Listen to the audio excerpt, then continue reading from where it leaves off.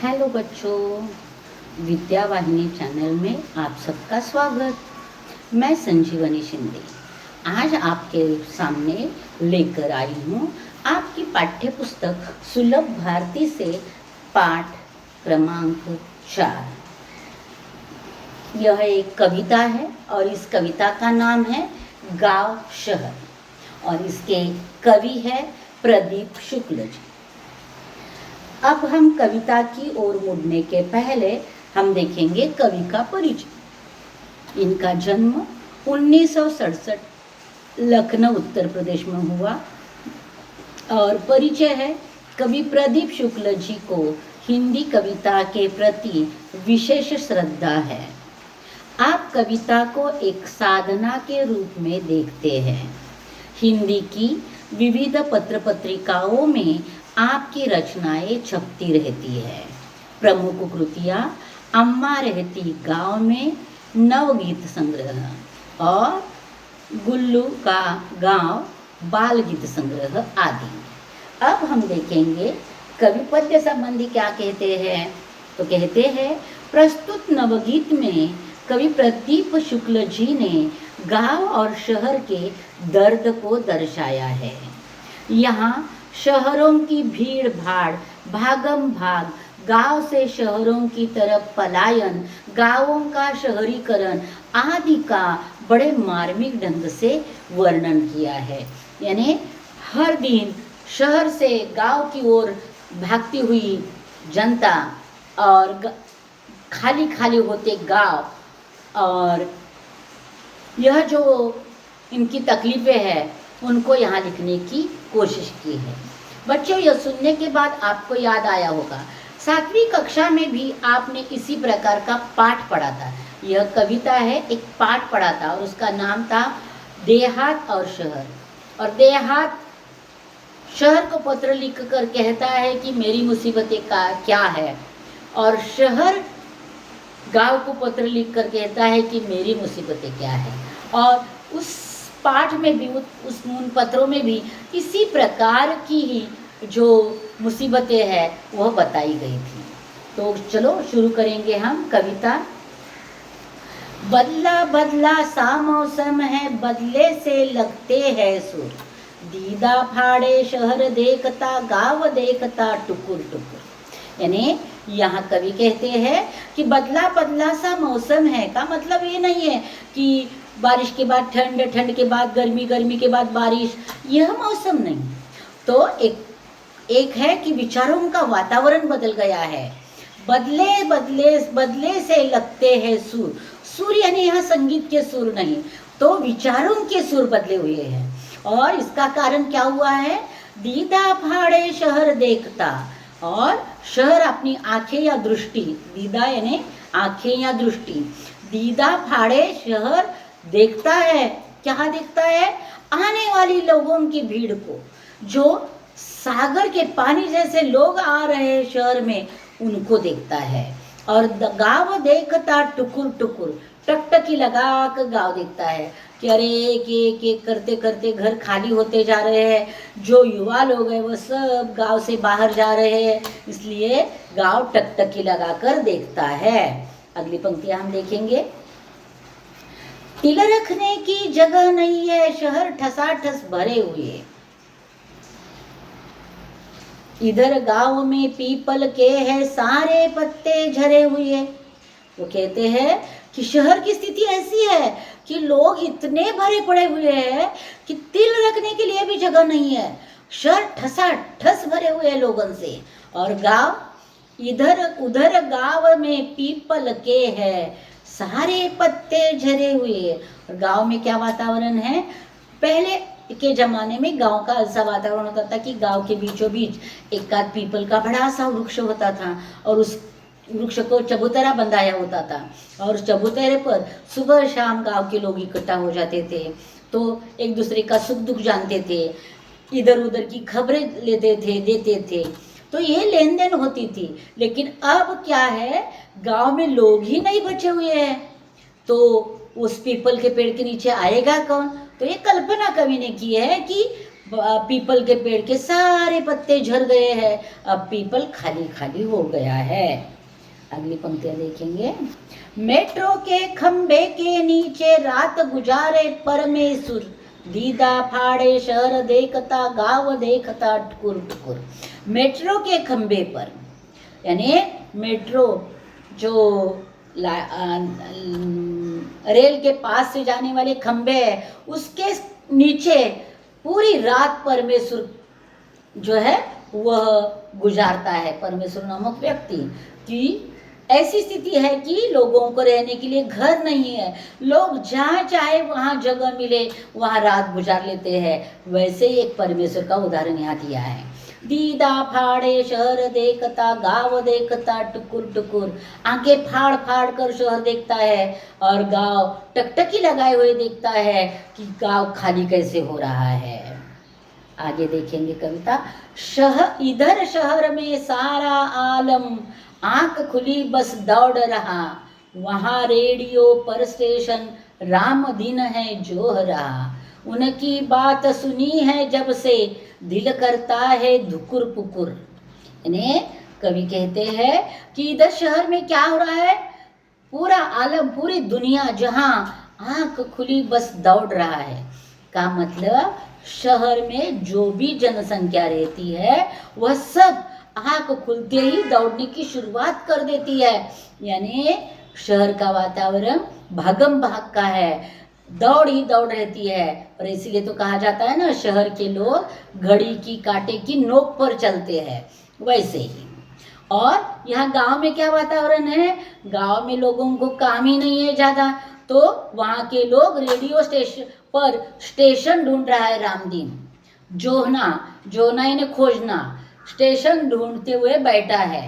यानी देखो वहाँ स्टेशन पर लोगों की भीड़ जमी है शहर में रेल पकड़ने के लिए, और यहाँ रेडियो का स्टेशन ढूंढते हुए रामदीन आराम से बैठा हुआ है। उनकी बात सुनी है जब से, यानी इन शहर की और गांव की बात जब से सुनी है, दिल करता है धुकुर पुकुर, यानी धक धक करने लगता है, दिल धक धक करने लगता है कि क्या होगा आगे जाकर, शहर का भी और गांव का भी क्या होगा, ऐसे लगता है। आगे की पंक्तियां। सुरसतिया के दोनों लड़के सूरत गए कमाने, गेहूं के खेतों में लेकिन गिल्ली लगी घमाने।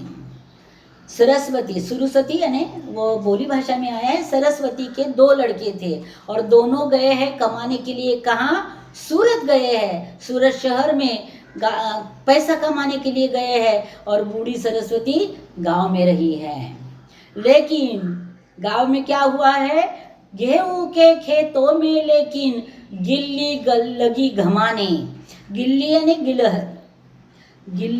गिलहरी और घमाने यानी धूप खाना। यानी इसको खेती में लोगों की आना जाना कम हो गया है, तो गिलहरी को डर नहीं है किसी का, इसलिए वह आराम के साथ गेहूं के खेत में बैठी है और धूप खा रही है। उसे किसी का डर नहीं है, क्योंकि गांव के खेतों में लोगों का आना जाना कम हो गया है, क्योंकि गांव में ही लोगों का आना जाना कम है। अब अंतिम पंक्तियां देखेंगे। लंगड़ा कर चलती है गैया, सड़कों ने खा डाले खुर, दीदा फाड़े शहर देखता गांव देखता टुकुर टुकुर। लंगड़ा कर चलती है गैया, गैया यानी गाय, और उसके जो सड़कों ने खा डाले खुर। खुर का मतलब होता है पैरों के टप, जो निचला निशान आ जाता है वह।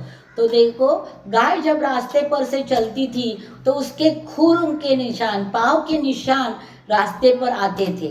लेकिन अब वह कच्चा रास्ता, मिट्टी का रास्ता बचा ही नहीं है। मिट्टी के रास्ते में गाय के पैरों के निशान आ जाते थे। यहाँ तो मिट्टी का रास्ता ही नहीं है, सड़कें बन गई है। तो सड़कों ने, कवि कहता है, सड़कों ने गाय के खुर खा लिए हैं। अब सड़कों ने गाय के खुर खाने के कारण गाय के खुर यानी गाय के पैरों के निशान ही नहीं है। दीदा फाड़े शहर देखता, गाँव देखता टुकुर टुकुर। यानी कवि कहता है कि आंखें फाड़ फाड़ कर यह जो बढ़ती जनसंख्या, बढ़ता हुआ कोलाहल, बढ़ती हुई भागदौड़ सब देखकर शहर आंखें फाड़ फाड़ कर देख रहा है, और गांव खाली गांव को टुकुर टुकुर टकटकी लगाए हुए देख रहा है। देखो बच्चों, यहाँ अपनी कविता पूरी हो गई है। मैंने बहुत अच्छे से आसान शब्दों में कविता समझा दी है। अब हम देखेंगे कुछ शब्दार्थ। ये शब्दार्थ ऐसे है जो हमारी कविता के साथ दिए हैं। दीदा आंख, दृष्टि या निगाह। परमेश्वर परमेश्वर एक नाम। आलम दुनिया जगत जहान। गिल्ली गिलहरी, गैया गाय, घमाना धूप खाना। या कुछ दो मुहावरे भी आए हैं, तो उन मुहावरों का अर्थ और वाक्य मैं यहाँ दे रही हूँ। मुहावरा है ठसाठस भरा होना, भीड़ होना, भरा होना। जादूगर के जादुई प्रयोग देखने के लिए दर्शकों से हार ठसाठस भरा हुआ था। दूसरा है दीदा फाड़ना, घूर घूर के देखना। दर्शक जादूगर की जादू दीदा फाड़ कर देख रहे थे। तीसरा आंखें खुली रखना, चौकन्ना रहना। मेले की भीड़ में आंखें खुली रखकर घूमना पड़ता है। इस प्रकार मैंने मुहावरे, उनके अर्थ और वाक्य दिए हैं, जो आप अपनी नोटबुक में अच्छे से लिख कर रखो। अब है अपनी कविता का स्वाध्याय। स्वाध्याय में पहला है सूचना के अनुसार कृतियां करो। उसमें एक है तुलना करो गांव और शहर। पहले पीपल जैसे पेड़ का होना गांव में, और शहर में तिल रखने की जगह न होना।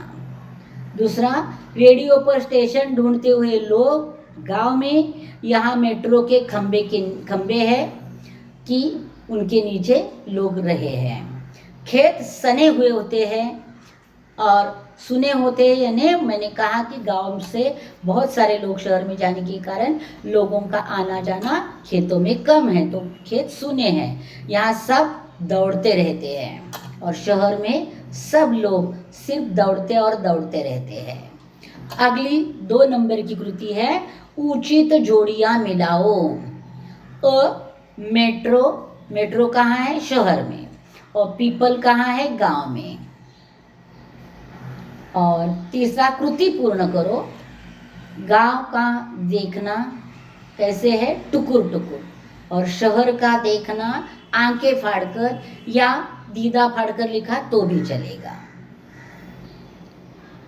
अगला प्रश्न देखेंगे हम। एक शब्द में उत्तर लिखिए। लंगड़ाकर चलने वाली गाय, पत्ते झरा हुआ वृक्ष पीपल, बदले से लगते हैं सूर, और चौथा है जहां तिल रखने की जगह नहीं है वह है शहर। अगला प्रश्न देखेंगे। पाठ्यपुस्तक के पाठों से विलोम और समानार्थी शब्द ढूंढकर उनकी सूची बनाओ और उनका अलग अलग वाक्य में प्रयोग करो। तो मैंने कुछ समानार्थी शब्द जिनके वाक्य में प्रयोग किए हैं, और कुछ विरुद्धार्थी शब्द भी दिए हैं, उनके भी वाक्य में प्रयोग किए हैं। समानार्थी शब्द और वाक्य में प्रयोग। सड़क, रास्ता। सड़क किनारे फल वाले बैठते हैं। बुढ़िया रास्ता पार करने के लिए खड़ी थी। अगला, आंख नयन। सामने का दृश्य देखकर आंखों में पानी आ गया। छोटी लड़की के नयन सुंदर थे। गांव देहात। गांव का परिसर हरा भरा सुंदर होता है। देहाती लोग बहुत प्यारे होते हैं। अगला, विलोम शब्द। विलोम शब्द यानी विरुद्धार्थी शब्द। इनकी भी जोड़ियां देखेंगे और उनका भी वाक्य में प्रयोग देखेंगे। गांव, शहर।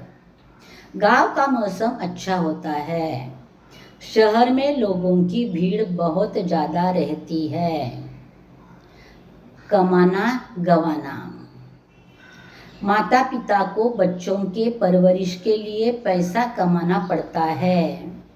माता पिता ने जो कमाया बच्चे ने वह गवाया। अगला खुला बंद। रविवार की शाम को बगीचा खुला रहता है।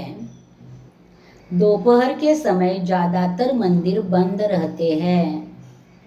सुर असुर। गाने में एक सुर हो तो सुनने के लिए अच्छा लगता है। असुर लोगों को गाना नहीं चाहिए। रात दिन। रात के अंधेरे में आराम करना चाहिए। दिन के उजाले में मेहनत करो। अगला है उपयोजित लेखन। वृक्ष और पंछी के बीच का संवाद, तो वह भी मैंने लिखा है, वह ध्यान से पढ़ो और लिख कर रखो। वृक्ष और पंछी बात कर रहे हैं, तो वृक्ष पंछी से पूछ रहे हैं, क्या तोताराम आज क्यों ऐसे उदास बैठे हो? तोताराम, पंछी, कुछ नहीं, आज मैं जरा सोच में पड़ा हूँ। वृक्ष पूछता है, तोताराम ऐसा क्या हुआ है, आज तुम बड़ी ही सोच में डूबे हो? पंछी, वृक्ष भैया, सोच रहा हूँ कि आजकल जंगल का वातावरण कितना बदला है। तुम किस बारे में सोच रहे हो तोताराम, बताओ तो सही। तो फिर पंछी कहता है, देखो ना वृक्ष भैया, आजकल जंगल में खाना ढूंढने के लिए कितना घूमना पड़ता है। पहले ऐसे नहीं था, जहाँ चाहे खाने के लिए फल मिलते थे। खाने की बात छोड़ो, आजकल छांव के लिए भी बहुत घूमना पड़ता है। वृक्ष कहता है, तुम सही कह रहे हो, लेकिन हमारे जंगल की हालत ऐसे किसने की पता है? मानव ने की। मानव स्वार्थ में डूबा है, इसीलिए हमें कटता चला जा रहा है। लेकिन उसे यह पता नहीं है कि इसका बुरा असर उसके भविष्य पर भी होने वाला है। तो पंछी कहता है, हाँ वृक्ष भैया, मानव तो सिर्फ वर्तमान का विचार कर जीता है, भविष्य के बारे में सोचता ही नहीं है। इन्हीं सब बातों के विचारों में आज मैं डूब गया हूँ। मेरा और हमारे जैसी पंछी, आपके जैसे वृक्ष और मानव का भविष्य में क्या होने वाला है? तो दोनों में क्या है, जो बात है वह हमने देखी है। अब देखो बच्चों, स्वयं अध्ययन। ये स्वयं अध्ययन में दिया है, यातायात के नियम, सांकेतिक चिन्ह एवं हेलमेट की आवश्यकता आदि के चार्ट्स बनवाकर विद्यालय के दीवारों पर सुशोभित करो। तो मैं सिर्फ उनके कारण बता रही कि क्यों आवश्यक है, आगे जाकर जो बताया है वह चार्ट बनाने की जरूरत नहीं है। यातायात के साधन यानी आने जाने के लिए उपयोग में आने वाले वाहन, और यातायात के नियम यानी इन्हीं वाहनों को चलाने के लिए कुछ नियम होते हैं, उन्हें यातायात के नियम कहा जाता है। देखो बच्चों, कौन सा भी कार्य हो वह नियमानुसार किया तो उसका फल हमेशा अच्छा ही होता है। यातायात के नियम पहले रास्ते पर वाहन ठीक से चलने के लिए होते हैं। इन नियमों का पालन किया तो दुर्घटना होना टल सकता है। सांकेतिक चिन्ह, रास्ते से आते जाते हम देखते हैं रास्ते के किनारे खंबे पर छोटे छोटे चित्र लगाए जाते हैं, वह होते हैं सांकेतिक चिन्ह। उदाहरण के तौर पर आप सबको पता है कि पाठशाला के सामने स्कूल में जाते हुए बच्चे का चित्र दिखाई देता है। समझ लो, अगर हम उस चित्र की जगह लिखते कि यहाँ पाठशाला है, तो बच्चों कितना मुश्किल था गाड़ी चलाने वाले को कि गाड़ी चलाते चलाते वह वाक्य पढ़ना, वह पढ़ने के लिए गाड़ी चलाने वाले चालक का ध्यान भटक जाता। इसके लिए ऐसे सांकेतिक चिन्हों का प्रयोग किया जाता है। हेलमेट पहनना भी अनिवार्य किया गया है। इसका कारण भी यही है कि रास्ते में दुर्घटना हो गई तो इस दुर्घटना से में सिर सलामत रहे और अपना आना जाना ठीक रहे। इसी तरह बच्चों, सिर्फ और सिर्फ रास्ते पर दुर्घटनाएं ना हों और रास्ते पर गाड़ियां सुरक्षितता से चलती रहे, इसलिए यातायात के नियम, सांकेतिक चिन्ह और हेलमेट का उपयोग करना अनिवार्य है और ये अनिवार्य होने के कारण लोगों की जान बच सकती है। यहाँ तक देखो बच्चों, यह पाठ हुआ है। आगे जाकर पूछा है कि भारतीय संस्कृति के दर्शन देहातों में होते हैं, इस तथ्य पर अपने विचार लिखो। तो देहात में कैसे होते हैं संस्कृति की दर्शन, वो बता रही हूँ मैं। देहात यानी गांव। गांव में जनसंख्या बहुत कम होती है, लोग एक दूसरे से मिले रहते हैं, एक दूसरे के सुख में सहभाग लेते हैं। शहर में जनसंख्या बहुत होने के कारण लोग अपने अपने काम में जुटे रहते हैं। शहर के लोग घड़ी के कांटे की नोक पर चलते हैं, उनके पास समय ही नहीं होता। जैसे गांव में लोग अपनापन जताए रखते हैं और हर एक के अच्छे बुरे वक्त में एक दूसरे को मदद करते रहते हैं। इसीलिए कहा जाता है कि भारतीय संस्कृति का दर्शन देहातों में ही होता है।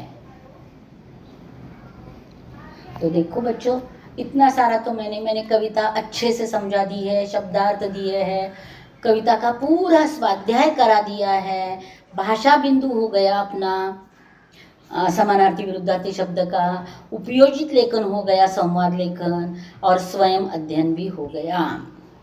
बच्चों, मैंने समझा मैं नहीं देती, क्योंकि इस कविता से तुम्हें क्या समझा, ये 2, 4, 5 वाक्यों तक आपको लिखना है।